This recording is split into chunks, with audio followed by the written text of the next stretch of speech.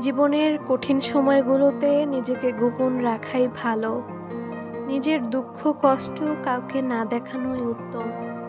জীবনে যদি কখনো খুব খারাপ সময় আসে, তাহলে নিজের দুঃখ কষ্টগুলো নিজের মাঝে এমনভাবে আড়াল করে রেখো, যেন তোমার গা ঘেঁষে বসে থাকা মানুষটিও টের না পায় গোপনে তুমি ভেঙে গেছো খুব।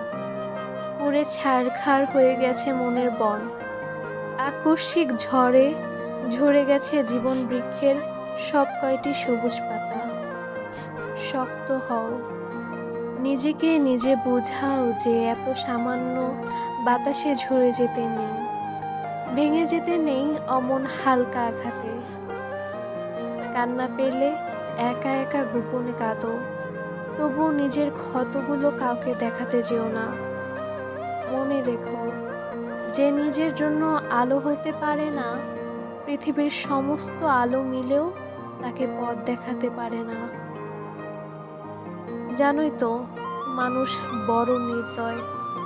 ভেঙে যাওয়া মৌচাক দেখলে কটা ঢেল মেরে আরো বেশি ভেঙে দিয়ে পৈশাচিক আনন্দ পায়।